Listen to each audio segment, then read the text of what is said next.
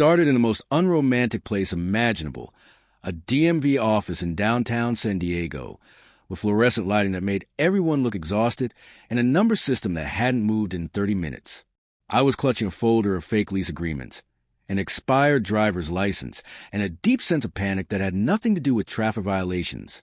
Because if things didn't go right in the next few weeks, I'd be deported, not back to war, not back to poverty, but back to invisibility, back to a country where I couldn't be me, where gay wasn't just taboo, it was dangerous. That day, sitting under that flickering light, I didn't expect to meet the man I'd eventually marry, and I definitely didn't expect to fall in love with him. But that's the thing about life. It doesn't wait for perfect timing. It throws you into chaos and dares you to feel something real. Next, I grabbed my things and walked toward the counter, only to see that the person in front of me had dropped something, a passport. I bent down, picked it up, and tapped the guy on the shoulder. "Hey, you dropped this." He turned around. Late 20s. White guy, blue button down, tattoos peeking from under his sleeves. Sharp jawline, kind eyes, tired smile. He looked like someone who'd seen enough life to stop pretending he had it all together. "Thanks, man," he said, flashing a brief smile. "Would have been screwed without it." No worries. We both moved forward in the line, and by some DMV magic, ended up at side-by-side windows. I was trying not to shake as I fumbled through my paperwork. The agent looked skeptical. "You live here with a roommate, but the lease isn't in your name?" "No, but I pay my half.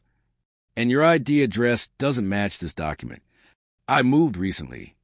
"Sir, you need more proof of residence. Something current. And legal." I nodded, throat dry. "Okay, I'll come back." Defeated. As I turned to leave, I heard a voice beside me. "Hey, wait!" It was him. Passport guy. He caught up to me outside the building. "You okay?" I nodded quickly. "Yeah, just, bureaucracy stuff. You sounded stressed." I smiled tightly. "I'm fine. Thanks." He paused. "You're not from here, are you?" "Nope." "Visa issues?" I stopped walking. Looked at him. Something about his tone wasn't mocking, just honest, and I was tired of lying. "Yeah, my student visa expired. I'm in legal limbo right now." He nodded slowly. "I had a friend go through that. Got married to stay here." I laughed bitterly. "Well, I don't have that option." He hesitated, then said something I never saw coming. "What if you did?" We sat at a cafe 2 blocks away. He introduced himself as Caleb, graphic designer, freelance, San Diego native. He stirred his coffee like he wasn't about to change my entire life. "You don't know me," I said, still stunned. "You can't just offer to marry me." He shrugged. "I'm not offering out of romance. I'm offering because I've been where you are, powerless. And I don't like seeing people trapped like that. So what's in it for you?" He smirked. $10,000. That's my price. I blinked. He sipped his coffee. "You get the papers. I get a chunk to pay off my car and credit card debt. We keep it clean. Legal. No emotions. 6 months pretending. 1 immigration interview. Then we go our separate ways." "You've done this before?" "Nope. But I've watched enough legal dramas to know the basics." I laughed nervously. He leaned in slightly. "You got 3 options," he said. "Keep fighting the system and probably lose. Go back home to whatever you're running from. Or marry someone who won't screw you over." I stared at him. "Why me?" "I don't know," he admitted. "But you handed me my passport like someone who knows how to hold on. That's good enough for me." 3 days later, I transferred the first half of the money into his account. We signed a fake prenup, filed for the marriage license. And 2 weeks later, I stood under a blooming jacaranda tree in a backyard I'd never seen before, and married a man I didn't know. No guests, just an officiant we paid in cash, a photographer from Craigslist, and a bottle of cheap champagne that tasted like static. Caleb looked good in a blazer. I wore a black shirt and a quiet prayer in my heart. We didn't kiss, just shook hands, and posed like we belonged together. People say marriage changes everything. In our case, it didn't change much at all. At least not at first. He kept living in his studio apartment. I stayed in mine. We texted occasionally to coordinate documents, timelines, how to act in the interview. We even set up a relationship timeline on Google Docs, complete with fake photos, fake trip plans, and fake inside jokes. I memorized his favorite meal, shrimp tacos. He memorized my allergies, pineapple. We were actors, rehearsing for a play where the stakes were citizenship or deportation. And for the first few weeks, it worked until it didn't. One night, I got a call. My landlord had decided not to renew my lease. I was being kicked out at the end of the month. I had nowhere to go. I didn't even want to ask him, but I did. Can I stay with you for a little? He said yes without hesitation. And that's when everything changed. Living with Caleb was like moving into someone else's thoughts. He was messier than I expected. Snored when he drank too much. Talked to his plants like they were roommates. But he was also kind, thoughtful, the kind of person who remembered you like the blue mug and made sure it was always clean in the morning. We didn't touch. We didn't flirt. But we laughed. We shared playlists. He started asking questions, not about paperwork, but about me, where I came from, why I left, what I was afraid of, and I answered. For the first time in months, I told the truth. You ever been in love? He asked one night, as we drank beers on the fire escape. I hesitated. Once. Back home. But it ended badly. He nodded. Same. What happened? He said I was too guarded, that I treated love like a business deal. I looked at him. He looked away. Funny, he said. Now I am in a deal. You think he was right? He didn't answer. And I didn't push, because I was starting to wonder something dangerous. What if I wasn't pretending anymore? What if I was actually falling? Not for the deal, but for the man who made it. One night, I caught him staring at me across the room. Soft, unsure, but there. And I knew he felt it too. You're probably wondering why I'm telling you all this. Why I'd share something so personal. So risky. Well, here's the truth. There are thousands of people like me, scared, stuck, silenced, who don't get to write their own endings. And if you've made it this far in the video, you're probably someone who understands that love comes in many forms. And sometimes the fake ones turn out to be the most real. So if you care about stories like mine, if you believe our community deserves to be seen, heard, and celebrated, then this is your moment, like this video. Share it with someone who believes in unexpected love. And only subscribe if you're here for stories that speak to us, because we're not for everyone, and we like it that way. And trust me, what happens next, you won't see it coming. The day Caleb walked into the apartment, wearing glasses I'd never seen before, something shifted. He had this sleepy Sunday morning look, hair tousled, hoodie half-zipped, coffee mug in hand. And I remember thinking, I'm not supposed to feel this way about him. He wasn't my husband. Not really. He was my transaction, my bridge to survival. The plan was simple. Stay together long enough to convince immigration. We were a real couple. Then part ways. No strings. No mess. But then he laughed at something stupid I said while brushing his teeth, and my stomach flipped. That was the moment I realized we were crossing lines we didn't draw, but desperately needed to. It wasn't just about attraction. It was about rhythm. The way we move around each other in the kitchen, passing spices like it was choreography. The way he'd start humming in the middle of a sentence. The way I'd pause when he entered a room, just to see if he looked at me first. And he always did. One night, we were watching a movie on the couch. I don't remember which one. Something romantic and forgettable. But I remember how close we were sitting. Legs touching. Neither of us moved. Not for hours. When the credits rolled, he didn't get up. He just looked at me, eyes searching, unsure. Are we making this too real? He whispered. I didn't answer. I couldn't, because I didn't know what was scarier, falling for him or pretending I wasn't already halfway there. We set rules after that night. No sleeping in the same bed. No touching outside of public appearances. No personal questions past midnight. But rules don't work when hearts don't follow them, and ours didn't. One morning, I made him breakfast. his favorite, scrambled eggs with cheese and avocado. He walked into the kitchen, groggy, surprised. "You cooked?" "Yeah." I shrugged, felt like it. He sat down, took a bite, and actually moaned. "Marry me." I laughed, rolling my eyes. Too late. But then he looked at me, really looked.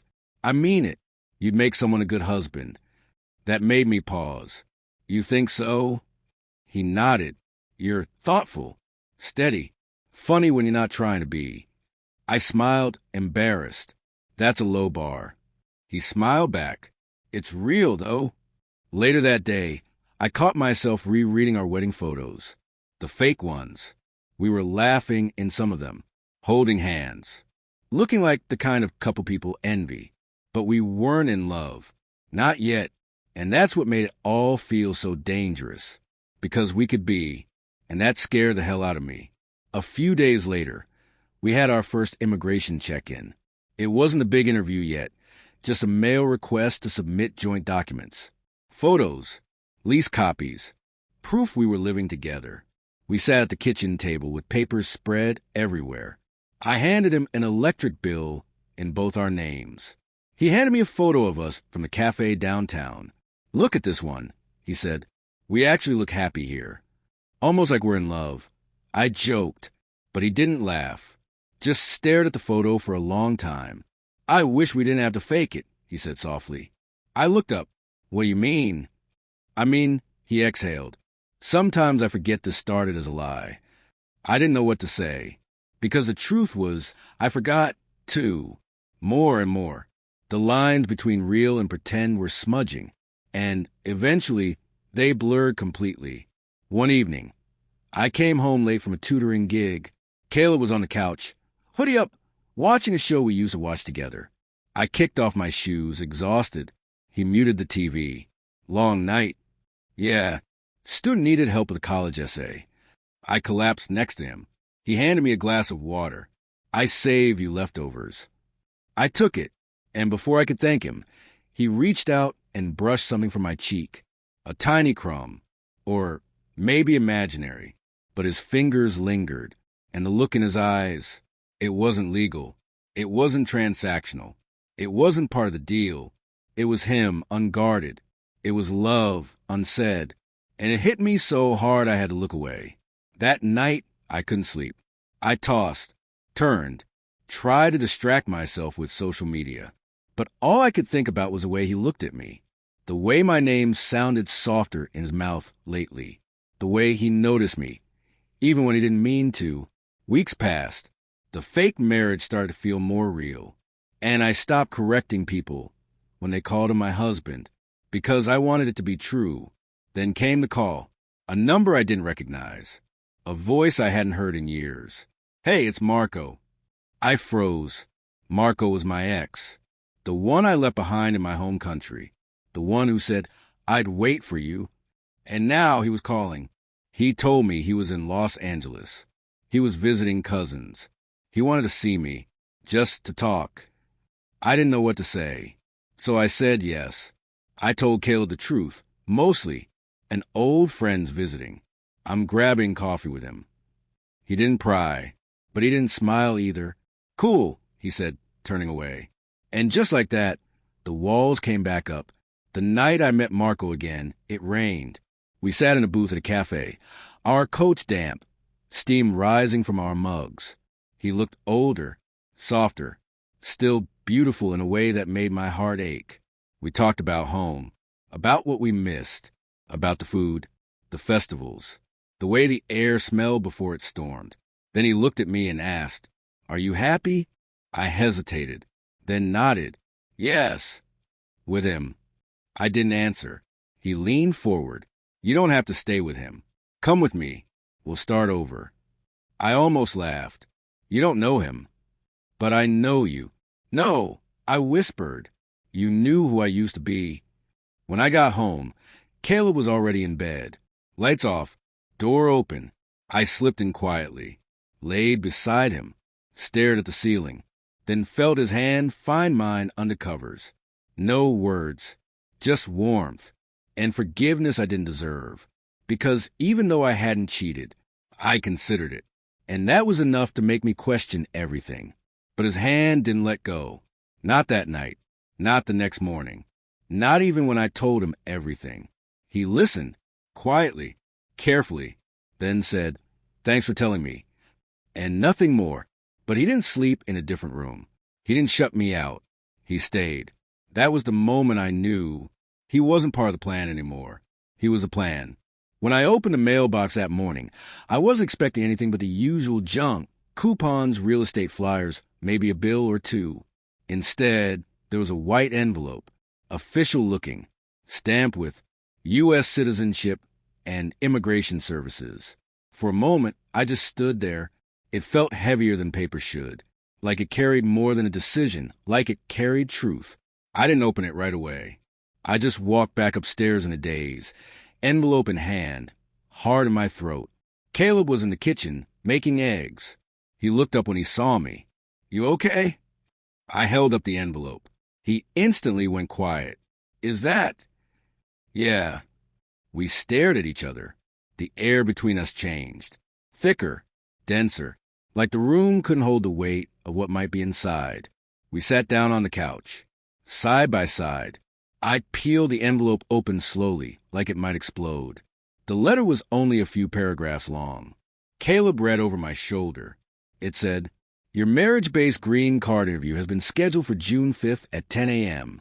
You and your spouse must appear together and bring proof of the legitimacy of your relationship. Failure to comply or present adequate evidence may result in a denial of permanent residency status." June 5th, 3 weeks away. It felt like a finish line and a trap all at once. Caleb leaned back. 3 weeks, he repeated, like he needed to hear out loud. "Okay, we've got time."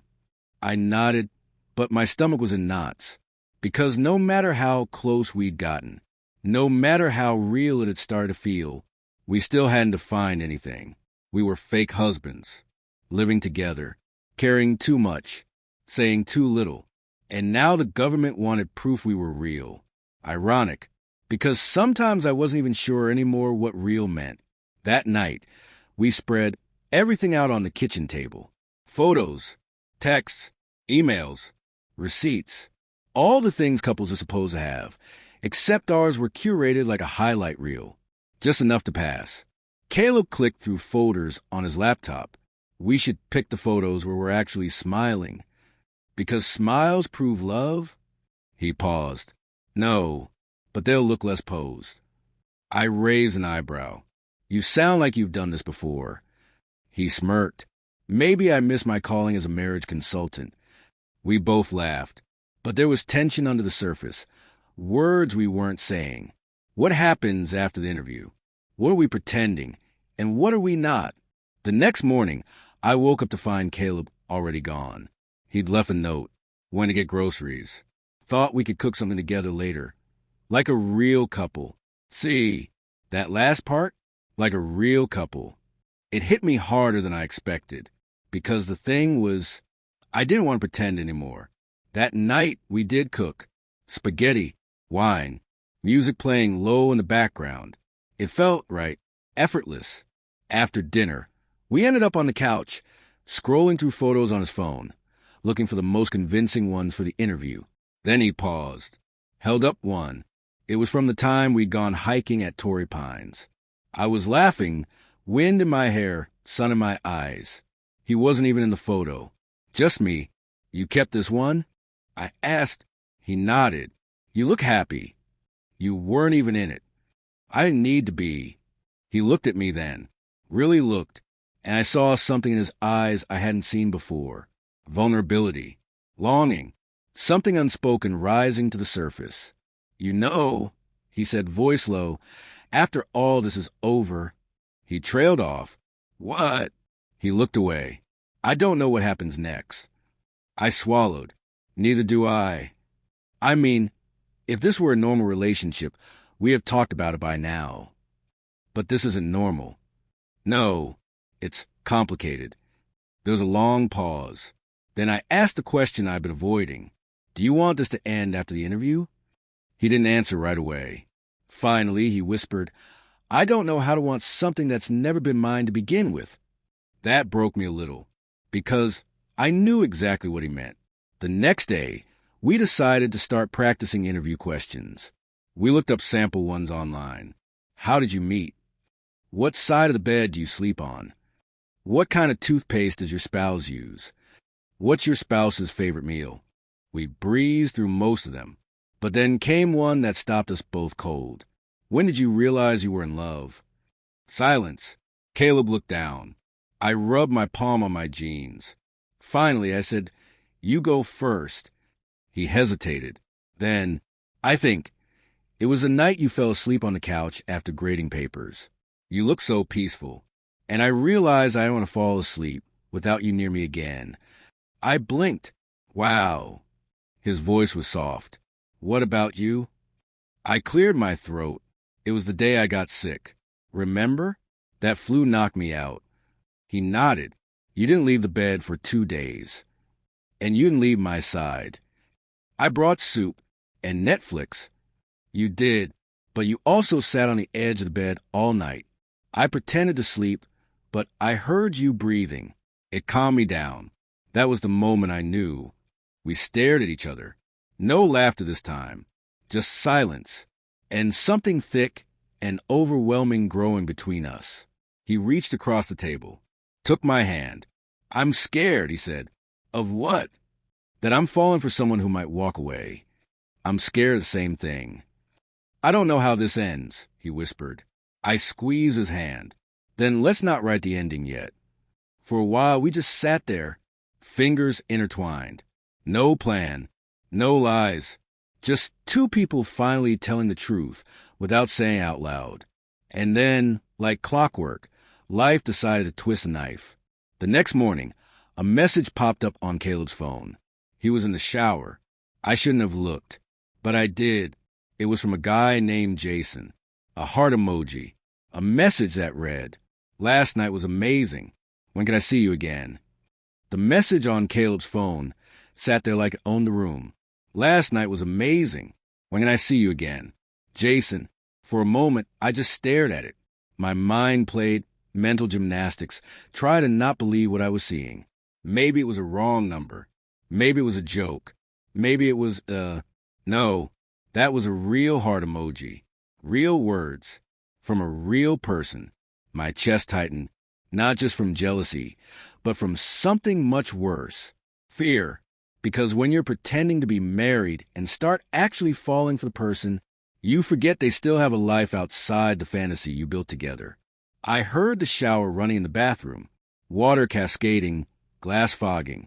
My reflection in the microwave door looked ghostly, half man, half ghost, all confused. I didn't open the message. I didn't delete it. I just sat back and waited. 10 minutes later, Caleb came out with a towel around his waist, rubbing his hair dry. He saw me sitting at the kitchen counter, arms folded. "Hey, you're up early." I nodded. "Didn't sleep much." He poured himself coffee. Didn't look at me. I couldn't tell if it was guilt or just routine. I gave him a moment, then asked, "Who's Jason?" He froze mid-sip, then slowly lowered his mug. What?" I looked at him, eyes steady. "Your phone lit up this morning. Jason texted you. Said last night was amazing. Wants to see you again." He swallowed hard. Silence. Then, "It's not what you think." I let out a humorless laugh. "That's a line, huh? Classic." He sighed. "I didn't cheat. I swear." Then explain it to me. He walked over, leaned on the counter. "Jason is someone I was seeing a few months ago. Before we got married. Before any of this became real." I narrowed my eyes. "But the text said last night." He paused. "He texted." I didn't reply. "But something happened last night?" "No, nothing happened." "Did he come over?" "No." "He called." I didn't pick up. "Then why is he saying last night was amazing?" He looked away. "I don't know. Maybe he's trying to guilt trip me. Or maybe he thinks we're still something." My stomach twisted. "Are you still something?" His voice was quiet. "No." But his hesitation had been loud. I stood up, pushed back my chair. I need to go for a walk. Wait, please, don't leave like this. I'm not leaving. I clench my fists. I need space, Caleb. He nodded, didn't stop me. That hurt more than if he'd chased after me. I walked for blocks. My thoughts were loud and messy. Was I overreacting? Was I stupid for thinking someone like him wouldn't have options? I was the one who started this as a deal. But somewhere along the way, I forgot it was fake. I let it become everything. And now the cracks were showing. I ended up at Balboa Park, sat on a bench near the fountain, watched tourists pass, kids run, a violinist playing something slow and melancholy.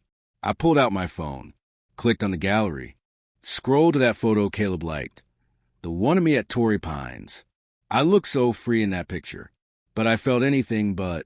I missed my old self, the one that didn't get tangled in feelings, the one who was good at surviving, not loving. I stayed there for almost 2 hours. Then my phone buzzed. Caleb, I'm sorry. I shouldn't have kept that from you, but I promise nothing happened. I only want this.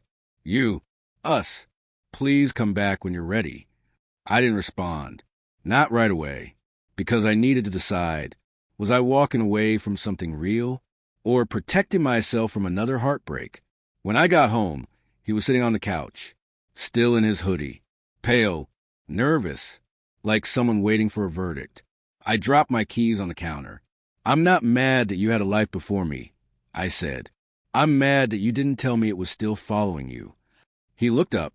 I didn't think it mattered. You and we were fake for a long time. I didn't expect it to feel like this. Well, it does. He stood, walked toward me slowly. I deleted Jason's number. I raised an eyebrow. To prove something?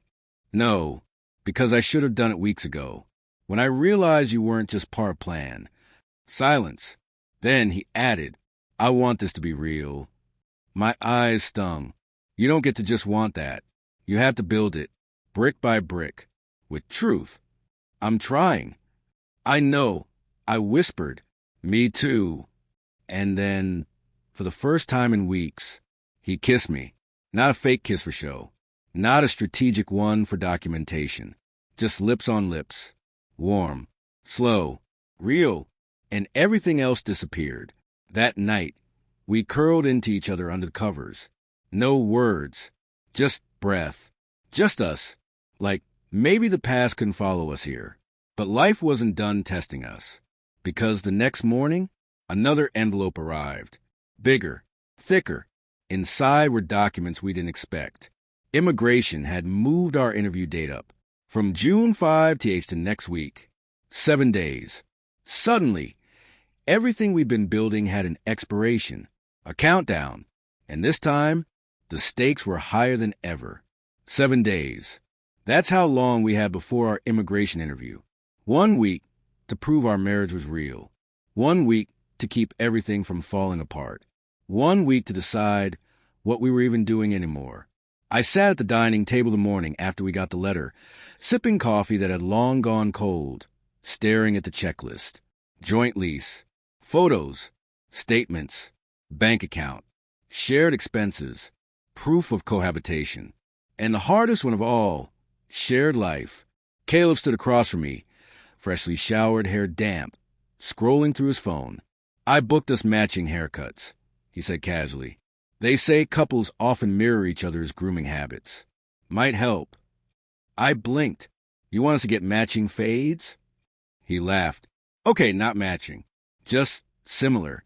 Cohesive. I gave a slow smile. You're taking this seriously. His face sobered. I'm taking you seriously. That day, we played house harder than we ever had before. We posed for more candid-looking photos, laughing on the porch, cooking together, cuddling on the couch while pretending to watch Netflix. Caleb even called his friend Carter to come over and snap pictures while we danced barefoot in the kitchen. It was a performance, but it was us. And the weirdest part, none of it felt fake. That evening, while we were organizing documents into a binder, Caleb looked up and said, "We should write letters." Letters?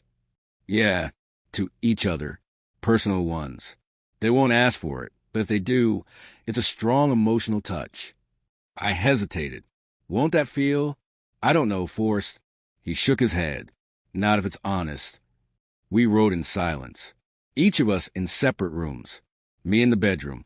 Him on the balcony. Every word I wrote felt like a confession. Not just immigration, but to him. I wrote about our first grocery trip, how we argued about almond milk versus oat milk, and somehow ended up laughing in the cereal aisle. I wrote about the night I had the flu, how he sat beside me, forehead pressed to mine, whispering that I'd be okay. I wrote that I'd never meant to fall for him, but it happened quietly and all at once. And I hoped he had, too. When we finished, we folded the letters, slid them into envelopes, and agreed not to read each other's until after the interview. If we made it through, the next few days were a blur. We rehearsed every possible interview question. What's your husband's favorite side to sleep on? How did you meet? Who takes out the trash? What's the name of your spouse's best friend? We answered in unison, laughed when we got things wrong, held hands when it all felt too overwhelming. It started feeling less like prep and more like memories. Real ones. Ours. On Thursday night, 3 days before the interview, I got a call. An unknown number. I almost didn't answer, but something told me I should. Hello. A pause. Then a woman's voice. Hi, is this Daniel? Yes. This is Nora Martinez. I work in the USCIS Fraud Investigation Unit. My stomach dropped. I'm sorry. I'm calling as part of a routine cross-check. Do you have a few minutes to verify some details about your case? My throat went dry. Sure. What details? She asked a few basic things. Date of marriage. Shared residence. Employment. I answered everything. Then she paused. One last thing. She said, has either you or your spouse ever been romantically involved with anyone else during your marriage period? The question hit me like a slap. My mind flashed to Jason. Caleb's maybe ex. His maybe mistake. I swallowed. No, I said, not a lie, but maybe not the whole truth either. She thanked me, hung up, and just like that, paranoia set in. I found Caleb in the kitchen, refilling the Brita. I told him about the call. His face went pale. You think they're investigating us? I think they're watching closely. He leaned against the counter. I haven't spoken to Jason since that text. I believe you, but I'm scared. He walked over, took my hands. I'm not going anywhere. I'm not either. I whispered. But if we don't pass this interview, he cut me off. We will, because this isn't fake anymore. Friday came, then Saturday. Sunday passed in a blur of final prep, and suddenly it was Monday night, just hours before the interview. We couldn't sleep. Instead, we laid side by side on the living room rug, surrounded by documents, staring at the ceiling. What if they separate us? I asked quietly, we'll still pass. You sure? He turned to face me. I know who you are. I know how you take your coffee. I know you hum while you clean. I know you cry during Pixar movies but pretend it's allergies. I know the way you like your eggs. I know your favorite pair of socks. I know you better than I knew anyone before you. He paused. And I love you. It was the first time he'd said it out loud. 3 words. No conditions. No pretending. Just raw, unfiltered truth. I looked at him, blinking back tears. I love you too. And just like that, our fake marriage became something terrifyingly real. The waiting room at the immigration office was too cold, too sterile, and too quiet. Fluorescent lights buzzed overhead. The chairs were hard. A kid cried in the distance. Somewhere behind a frosted glass door, lives were being decided. Caleb sat beside me, dressed in a fitted navy button-down and dark jeans, clean-shaven, calm, confident. I, on the other hand, was sweating through my undershirt. He noticed. You're squeezing that folder like it's going to run away. I looked down. It feels like the only thing I can control right now. He placed his hand gently over mine. You've got me. That's something. I nodded, grateful for his warmth. But my stomach was in knots. We'd rehearsed. memorized each other's quirks, practiced small moments like they were lines in a play. But none of that changed reality. To the officer behind that door, this wasn't love. It was a test. A tall man in a gray suit stepped into the room. Daniel Moore and Caleb Rivers? We stood up. My knees were shaking. He gave us a polite but unreadable nod. Come with me. The interview room wasn't what I expected. There were no two-way mirrors or lie detectors. Just a plain beige room with a table, 3 chairs, a file folder, and a camera pointed at the center of the table. Please sit, the officer said, opening our file. We sat. He looked at us, glasses perched low on his nose. I'm Officer Blake. I'll be conducting your marriage-based green card interview today. I'll start by asking you questions together, then separately. Caleb's hand brushed my knee under the table, a silent promise. I took a deep breath. Let's begin, Officer Blake said. The first few questions were simple. When did you get married? How did you meet? Where do you live? Do you rent or own? We answered in sync. We smiled in the right places, laughed lightly where it felt natural. Then the questions got more personal. What side of the bed do you sleep on? Who wakes up earlier? What's the name of your spouse's boss? What's the last gift your spouse gave you? I answered confidently. He got me a leather-bound journal. I said, with my initials embossed on the cover. Officer Blake turned to Caleb. And you? He smiled. I bought it because he always scribbles ideas on napkins. I figured he deserved something nicer. Blake nodded but didn't react. Just scribbled something down. You'll each have 5 minutes alone with me now. My heart thudded. He pointed to Caleb. You first. As soon as Caleb left the room, the mood shifted. Blake looked me dead in the eyes. Has your relationship ever involved any form of compensation or agreement? My throat tightened. No. Have you ever been romantically involved with anyone else during your marriage? No. Have you ever paid your spouse to marry you? I blinked. He leaned forward. You can be honest, Mr. Moore. If you were coerced or offered something in return, now is your only chance to protect yourself. My voice was steadier than I expected. No, we married because we cared about each other. He watched me, unblinking. Who does the grocery shopping? We take turns. Who pays utilities? We split them. Have you met his family? No. Why not? His parents aren't accepting. A pause. And yours? I swallowed. My father passed. My mother knows. She supports us. More scribbling. Then, okay, you can wait in the hall. Send Caleb back in. In the hallway, I paced. The minutes crawled. Was I too honest? Not emotional enough. Too emotional? I stared at the closed door. Try to read what was happening inside through silence. Finally, it creaked open. Caleb stepped out. His face was unreadable. Come back in, Officer Blake called from inside. We sat back down, this time together. He looked at us, folded his hands.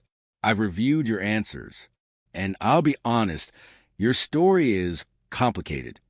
My stomach dropped. But, he continued, your paperwork is clean, your answers align, and it's clear you built a shared life, even if it started unconventionally. He pushed a stamp form toward me. Congratulations. Your green card has been approved. I didn't breathe for a second. Then, relief, a flood, an avalanche. Caleb grabbed my hand. We both exhaled, almost in disbelief. Officer Blake allowed the faintest smile. Good luck to you both. And remember, immigration checks don't always end at the interview. You're still under conditional review for 2 years. We nodded, still in shock. We left the building hand in hand, hearts pounding. Outside, the sun was blinding, but I welcomed it. I felt free, or at least freer than I had in years. That night, we lay on the couch, staring at the ceiling again, this time with wine. We didn't speak for a while. Didn't need to. Finally, Caleb broke the silence. Why does this feel like the beginning and the end at the same time? I turned to him. Because we reached the finish line of what we started, but neither of us wants to stop running. He smiled. I sat up and went to the kitchen drawer. Pulled out the 2 letters we'd written before the interview. Want to read them? He nodded. We swapped envelopes. Opened them at the same time. His handwriting was messier than mine, full of emotion. It read, "I didn't plan to fall for you. I planned to help you.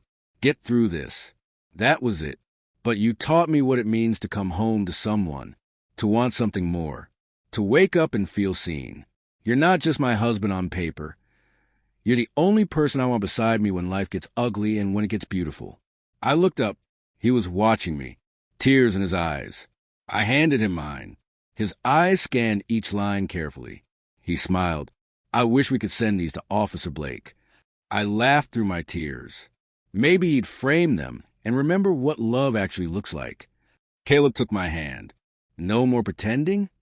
I shook my head. "No more pretending." 2 weeks passed since the green card approval. 2 weeks of waking up without the immigration sword hanging over us. No more rehearsals. No more fake smiles. Just us. And yet, something felt different. Not bad, just unfamiliar. The pressure was gone, but so was the structure. For the first time, we were no longer pretending. We didn't have to act like a married couple. We were a married couple. And that was scarier than any interview. One night, I was in the kitchen finishing dishes when I noticed Caleb standing at the back door, staring into the night. He was holding his phone, his jaw tense. "You okay?" I asked. He turned, startled. "Yeah, just thinking." But something in his voice didn't sit right. I walked over and peeked at his screen. He quickly shut it off. Too quickly. "Was that Jason?" I asked, trying to sound casual. He paused. "No, it was Carter from work." I waited. He didn't offer more. I didn't push. But something between us shifted, subtle, quiet, like a room losing heat. The next few days were filled with awkward silences. We weren't arguing. We weren't distant, exactly. But the warmth we'd built so slowly was flickering. I hated it, and it made me question everything again. Was it all just stress bonding? Was Caleb still holding on to someone else? Or worse, was I? That Friday, Carter invited us both to a small gallery opening. "I think it'd be good for you two to be out in the world," he texted. "Post-marriage, post-interview. Show people you're a real couple, not a paperwork duo." I agreed. Caleb didn't. "Too many eyes," he mumbled. "Too soon." But I pushed. Eventually, he caved. The gallery was in a cozy industrial loft in Hillcrest. Brick walls, fairy lights, and free wine. We walked in hand, but it felt staged. I noticed Caleb scanning the room often. Looking for someone? Avoiding someone? I wasn't sure. Carter greeted us with hugs. "You guys clean up nice," he said, eyeing Caleb. "Haven't seen you around the office much lately." Caleb shrugged. "Been working remote." Something unspoken passed between them. I caught it. I hated that I caught it. As the night wore on, I found myself wandering alone to the photography exhibit. One piece caught my eye. A candid shot of a couple laughing in a rainstorm, drenched and in love. The title read, "Unscripted." I stared at it for a long time, wishing I felt that way again, wishing we were still unscripted. A soft voice broke my thoughts. "You look like you're trying to fall into that photo." I turned. It was a man, tall, well-dressed, with dark, expressive eyes. "Sorry," I said awkwardly. Didn't mean to block the view. He smiled. "You weren't." He sipped his drink.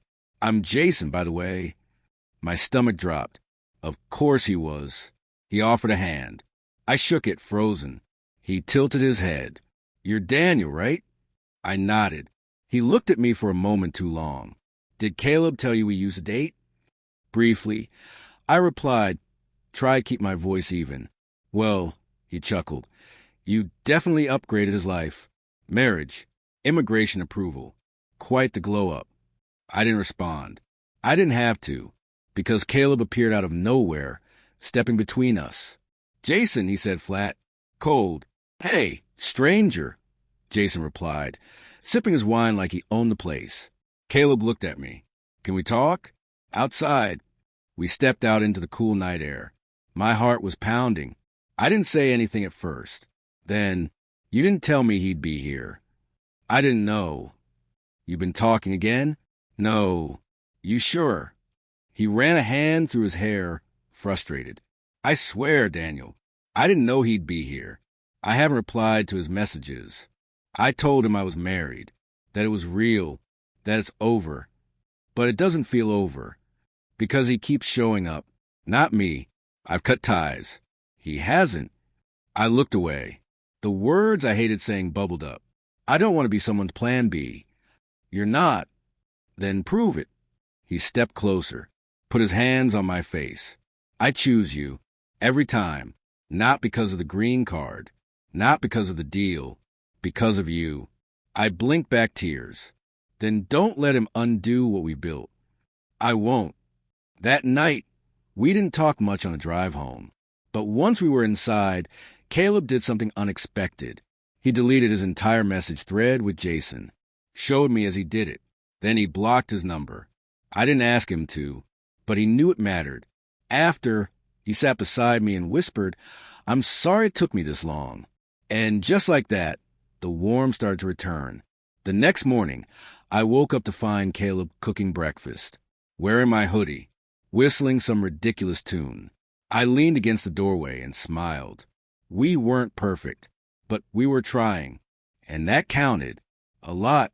But just when I thought we were finding balance again, another letter arrived in the mail, this time from USCIS. A notice. It read, "A post-interview home visit has been scheduled for the following date, Thursday, 10 a.m.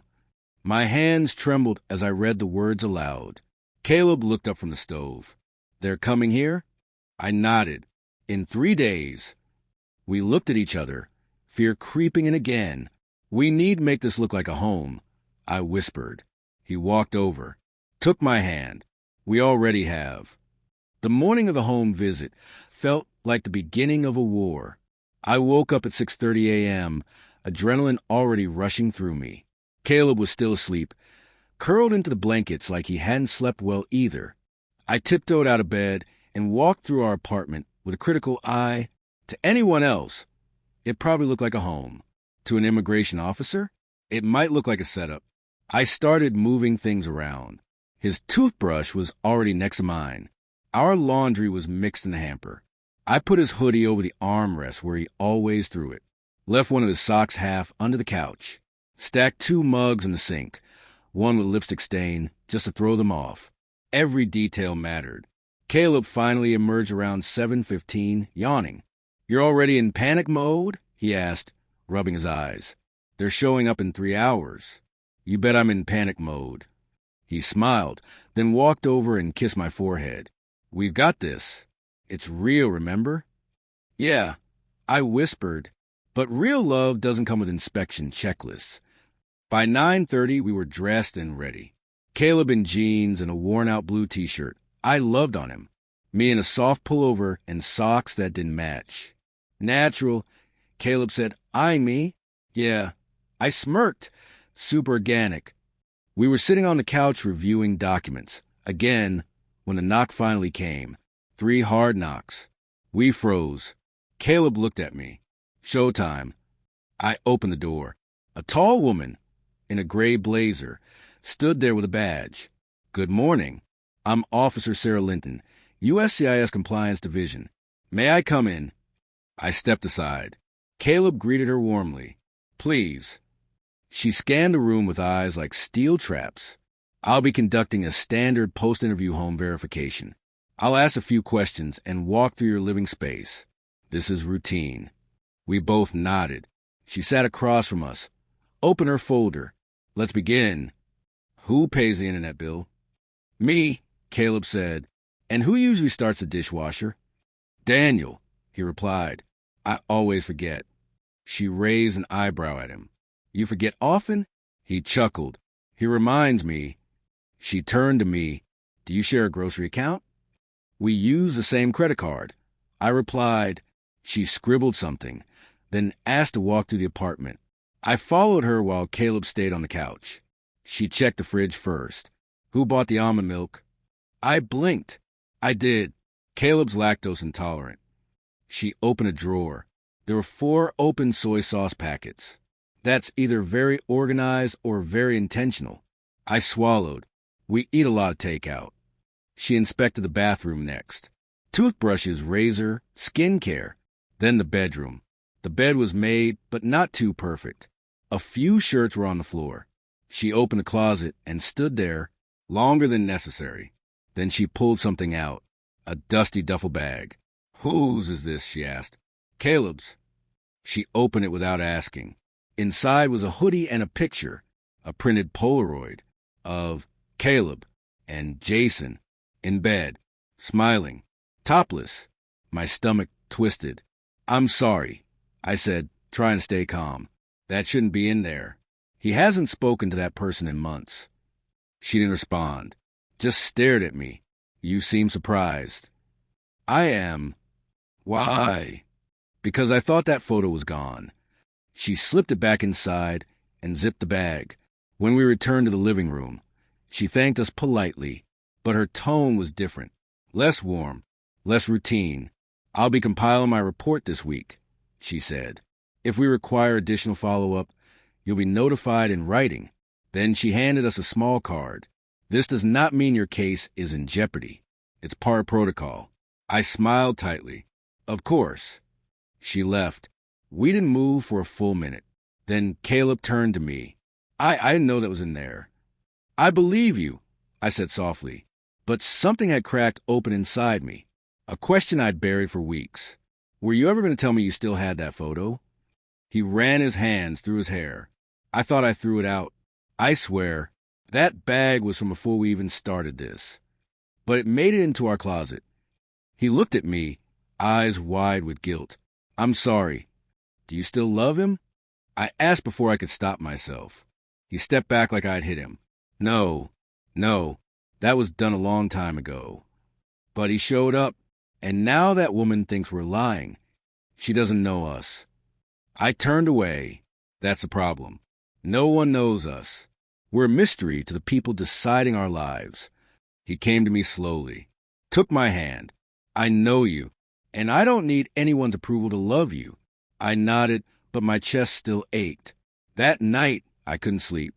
I kept thinking of the photo, of how one forgotten thing, one ghost, could ruin everything we built. I knew Caleb loved me. I really did.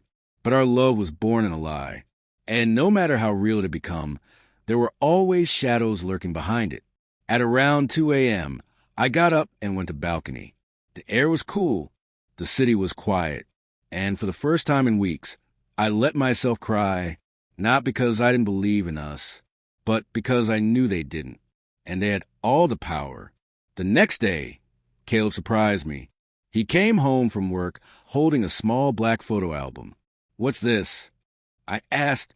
"Evidence," he said. "For us, not for them." He handed it to me. Inside were photos I hadn't seen before. Us at the farmer's market. Us on a rooftop with string lights. Me napping with my head in his lap. Little, unposed moments. I asked Carter to send them. He took some of these without us knowing. He looked at me because I wanted proof that it's not pretend. I pulled him close, and for the first time in days, I felt safe again. But 3 days later, another letter came.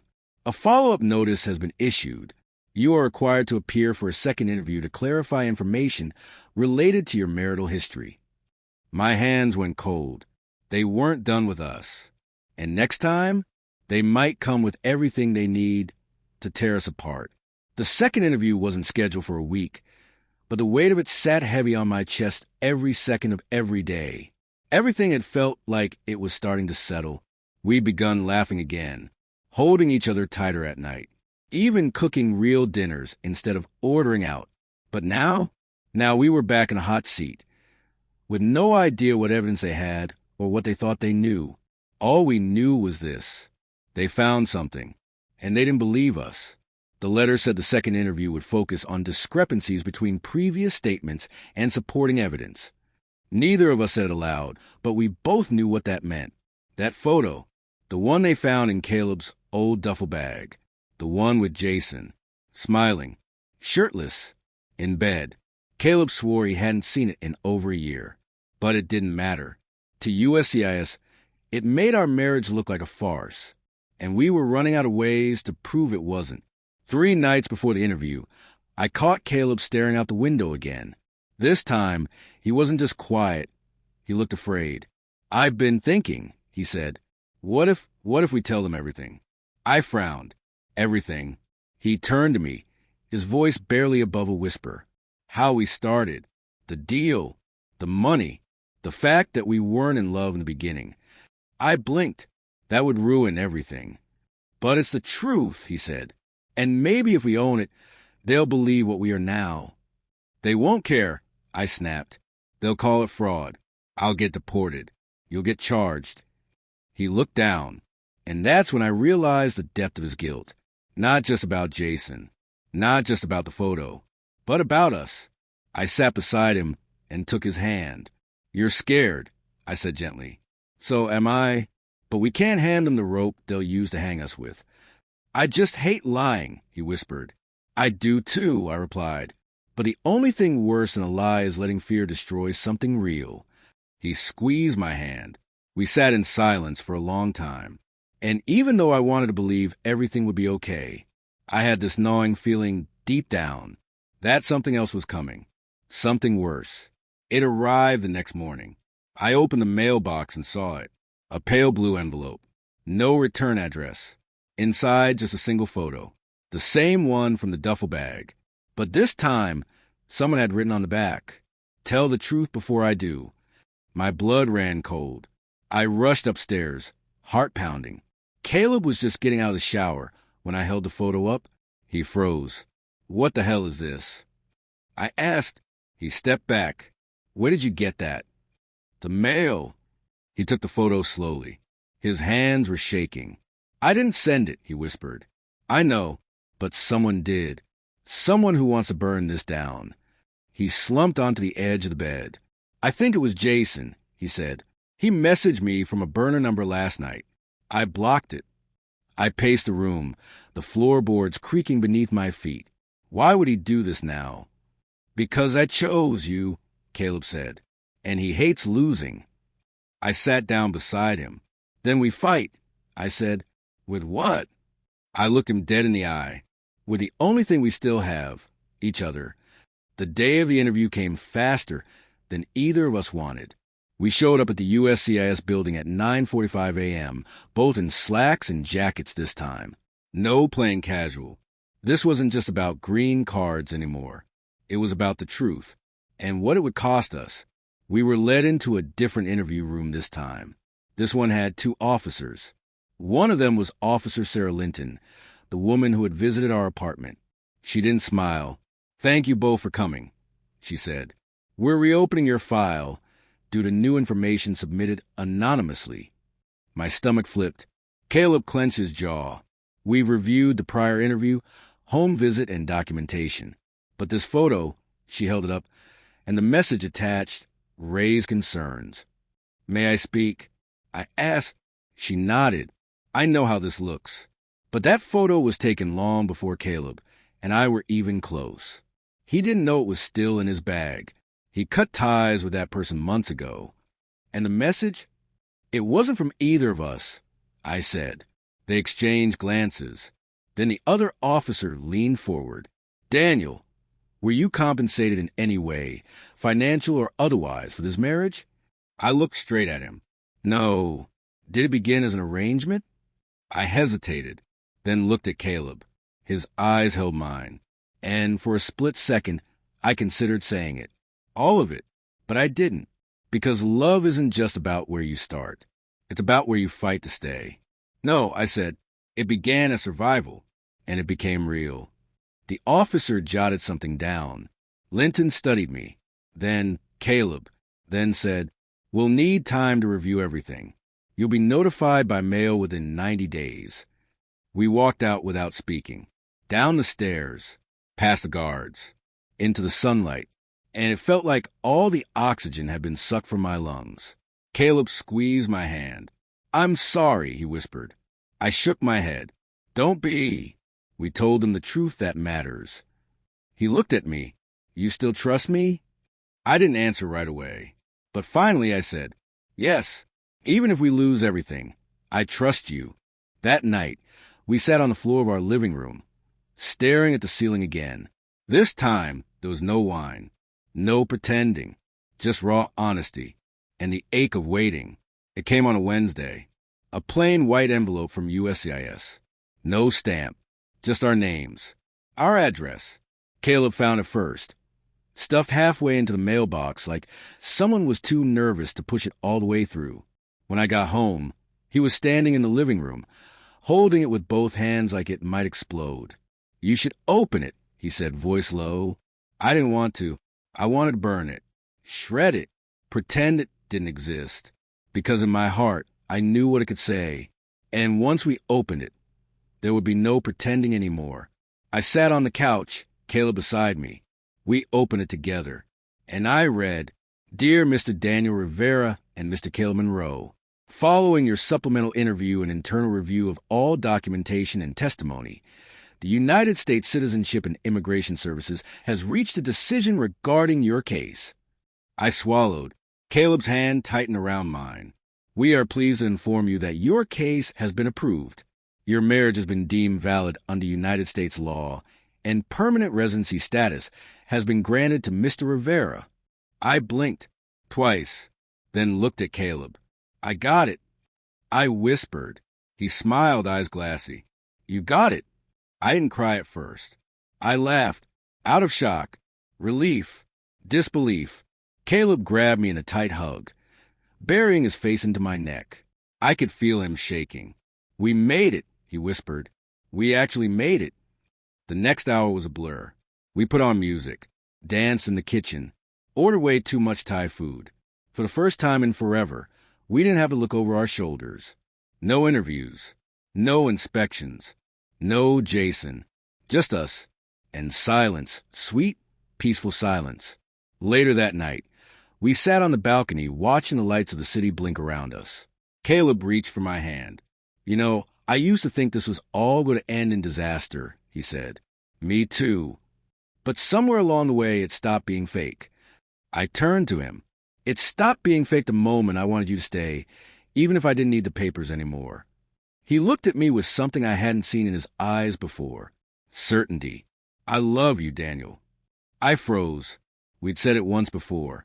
Half drunken, in the middle of panic. But this time, it was deliberate, sober, true. I love you too, I said, voice cracking. Then we kissed. And this time it wasn't about fear, or strategy, or convincing anyone. It was just love. The next morning, I woke up early and watched Caleb sleep. He looked so peaceful. The same man who once offered me a fake marriage had given me something more real than I ever thought I'd have. Not just a future, but a home, a person, a life. A week later, we got a letter inviting me to pick up my permanent resident card in person. I brought Caleb with me. They handed me the card in a sealed packet. And as I held it, I realized how far we'd come. From strangers with a deal, to a couple that had survived scrutiny, blackmail, and doubt, to something neither of us had expected. Happiness. That weekend, Caleb booked a cabin 2 hours outside the city. No phones, no noise, just nature and us. We sat by the fire, wrapped in a single blanket. He turned to me. So now what? I thought for a moment. Now we stop surviving, and we start living. He smiled and kissed me on the cheek. Let's live, then. We returned from the cabin late Sunday afternoon. The air in the city felt different, lighter, like the weight we'd been dragging around for months had finally lifted. There were no more agents knocking on our door, no more silent stares in waiting rooms, no more what-ifs hanging above our heads. For the first time since this entire story began, our future felt like it belonged to us. And yet, Caleb was quiet. He barely spoke on the ride home. He smiled when I reached for his hand, but his fingers were cold. I figured he was just tired, maybe post-relief exhaustion after the months of stress. But that night, after dinner, he walked into our bedroom with a manila envelope in his hand. I need to tell you something, he said softly. I paused. Okay. He sat beside me on the bed and placed the envelope in my lap. I was going to throw this away, but I didn't, and now I think you deserve to see it. Inside were old photos, documents, letters. At first, I didn't understand. Then I saw it, a lease agreement. Names, Caleb Monroe and Jason Albright. They had once lived together, not dated briefly, lived together. My heart sank. I looked up at him, confused. "We were engaged," he said quietly. I blinked. "What?" He exhaled. 2 years ago, before everything, before I met you. I felt my stomach twist. "But you said—" "I lied," he said, voice cracking. "I said it was a short thing because I didn't want it to matter. But it did. It does. I was in love with him, deeply, and when it ended, I didn't think I'd ever feel that again." I stood up. I had to move, had to breathe. "So the photo?" I whispered. "Yes. From that time, you said he was a thing of the past." "He is." "Then why keep this?" He looked up at me, eyes wet, because a part of me was still angry, still unfinished. I thought if I held on to it, I'd stay guarded, that no one could get that close again. I stared at him, aching. "Why are you telling me now?" "Because I don't want there to be secrets between us. Not anymore. We made it through everything. I want us to start our real life with truth." I sat down beside him, silent. He didn't try to touch me, didn't plead. He just waited. "I don't care that you were engaged," I finally said. "I care that you didn't trust me with it." "I know," he whispered, "and I'm sorry." I went for a walk that night, cleared my head, thought about the beginning, when he was just some guy with a plan and a smirk and a spare room. I remembered how I didn't trust him either, how I kept my own secrets, how this whole thing had been built on strategy and silence. But somehow, it had become the most honest thing I'd ever known, and I wasn't about to let one envelope ruin that. When I came back, Caleb was on the couch, head in his hands. I sat beside him. He looked at me with red-rimmed eyes. "I don't want you to leave," he whispered. "I'm not." He blinked. "You're not." I shook my head. "I married you for papers, and fell in love for real. You think a few old letters are going to scare me off." He laughed, a small, broken sound, then leaned in and kissed me like we hadn't just survived chaos together, like we were just beginning. A few weeks later, we did something we hadn't done before, something that felt overdue. We held a real wedding. Small, simple, backyard, just us, a few close friends, and Carter officiating in a too-tight suit.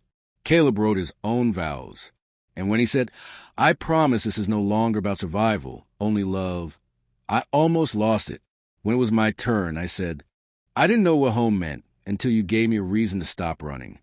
We didn't need papers that day, didn't need legal terms, just each other.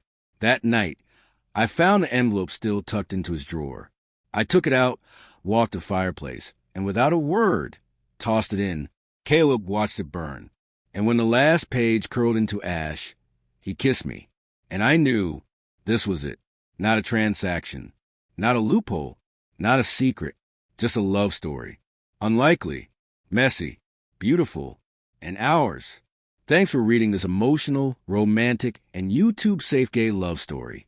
If you enjoyed the full series, share it with someone who needs to believe in real love again, like the video, and comment your thoughts, especially if you've ever found love where you least expected it. And if you're someone who truly gets these stories, this space is for us. Not everyone will understand. Not everyone is meant to. But if you do, hit that subscribe button, because once we hit 1,000 subscribers, we're dropping something you will not want to miss. We tell stories that matter, and we're just getting started.